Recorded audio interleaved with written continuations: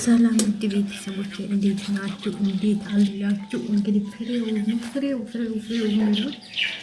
በብዛት እነ አብርሃምን ሲሳደብ ምን ሲል ሩታን ሲሳደብ ነው የምናውቀው። ዛሬ ደግሞ መካሪ ሆኖ መጥቷል ማለት ነው። ከፈለክ ደግሞ በህግ መሄድ ትችላለህ እያለው ነው አብርሽን። አስታራቂ እየመሰራችሁ ሌላ ድራማ የሚሰሩ ሰዎች ብታቆሙ ብዬ ነው የማስበው ማለት ነው። እነሱ መታረቃቸው አይቀርም። ቢጣሩ እንኳን ልጅ አላቸው። ለልጃቸው ሲሉ አብረው መሆናቸው አይቀርም። ስለዚህ ከጎናቸው ሆናችሁ ሆይ ሆይ የምትሏቸው ሰዎች ብታቆሙ። ይሄ ደግሞ ደግሞ ይሄ መጥቷል ማለት ነው። ለትዳራችሁ የሚያባብስ እንጂ የሚያሻሽል ሰው የሚመጣ አይመስለኝም ካሁን በኋላ ማለት ነው።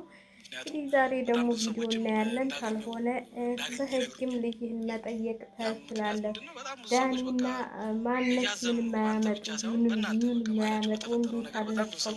ፎቶ ይዛብህ ሄርሜላ እንዴት አለፍከው ሲል እያለ እየጠየቀው ነው። አብርሃም ደግሞ በትዕግስት ነው ያለፍኩት። የሰው ልጅ ትዕግስት ታለ ሁሉን ነገር ማለፍ ይችላል ብሎታል። የሰው ልጅ ተታገዘ ማለፍ ይችላል ሁሉን ነገር እና በትዕግስት አለፍኩት እያለው ነው። በትዕግስት አልፌዋለሁኝ አለ። በትዕግስት አልፌዋለሁኝ እና በትዕግስት ማለፍ ጥሩ ነው እያለው ነው። እንግዲህ እየተመካከሉ ነው። አብረው ሊሰሩ ነው ማለት ነው። እንግዲህ አዳዲስ ሰዎች እየመጡ ነው በእነ አብርሽ ህይወት ላይ ማለት ነው። እንግዲህ ፍሬው ወንበር ላይ ቁጭ ብሎ እንደውም መነሳት አትችሉም መሄድ ይችላለሁ አላችሁ እኮ። ወንበር ላይ መነሳት አይችልም የምትሉት በሙሉ ይኸው መነሳት እችላለሁኝ እያላችሁ ነው ማለት ነው። ያው ስትሰድቡት ይሰማል ማለት ነው። ስትሰድቡት እያያችሁ እየተከታተላችሁ ነው ማለት ነው።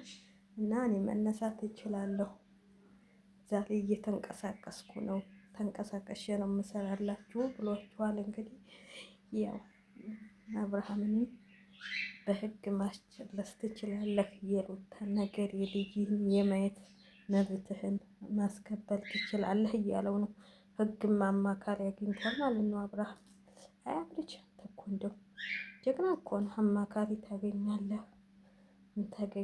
በቃ እና አብርሽ አማካሪ አግኝቷል ማለት ነው። እዚህ ደግሞ መጡ ገና አባታቸው ጋር መጥተው ምን እንደሚሰሩ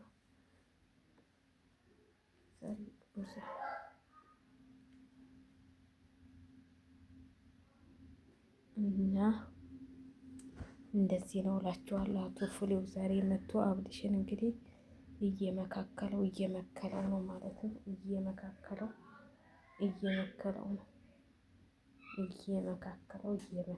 ነው ማለት ነው። አዎ ተመካከሉ፣ ሁሉም ያዋጣችኋል ብዬ ነው የማስበው ማለት ነው። እንደዚህ በምክክል እየተመካከራችሁ እና ተመካከሩ። ፍሬው ማለት እንግዲህ ሰው ሁሉ የሚጠራው ሩታና አብርሽን ይሳደባል እያሉ ብዙ ልጆች የሚያሙት የሚጠሩት ነው። ዛሬ ደግሞ በቃ የአብርሃም አማካሪ ሆኖ መጣ ማለት ነው። አንዳንዴ ይገርመኛል። እንደው ጥንቅጣቸው የጠፋ ሰዎች እነሱን አየሁ። እናንተ ለማንም ትምህርት አትሆኑም አላቸው እኮ። ለነገሩ ጎበዝ ነው ሲናገር፣ ይኸው ፊት ለፊት ማግኘቷት ልክ ልኩን ነገረው።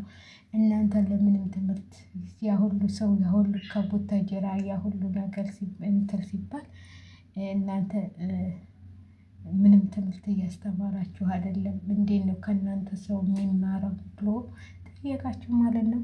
እነሱ ምን ያስተምራሉ? ይህም ሊያስተምሩናል። በቃ ለልጆቻቸው ራሱ ማስተማር አይችሉም፣ እንኳን ለኛ ማለት ነው። ለልጆቻቸው ራሱ ጥሩ ነገር ማስተማር አይችሉም ብለን ነው የምናስበው። በቃ ውድ ቤተሰቦች ብሎኝ ነው ዛሬ ደግሞ ክብድ ብሎኛል። ወይኔ በራሱ አለበት ላይ ብሏል ማለት ነው። እንደውም አላውቅም። የኛ ጦም ግን በጣም ከባድ እንደሆነ ታውቃላችሁ። ማለት ስደት ላይ ሆናችሁ ደግሞ ስትጦሙ በጣም ከባድ ነው። ማለት የሆነ የፈለጋችሁትን ነገር ስለማታገኙ መሰለኝ ይደክማችኋል ምግብ ስትበሉ ማለት ነው። እና ከባድ ነው። አንዳንዴ ግን እንዲህም ብላችሁ ለእንትናችሁ ለመግደል ስትሉ መጦም አለባችሁ ብዬ ነው የማስበው። ማለት ሁሉ እንትን ብሎን አይደለም አሁን እና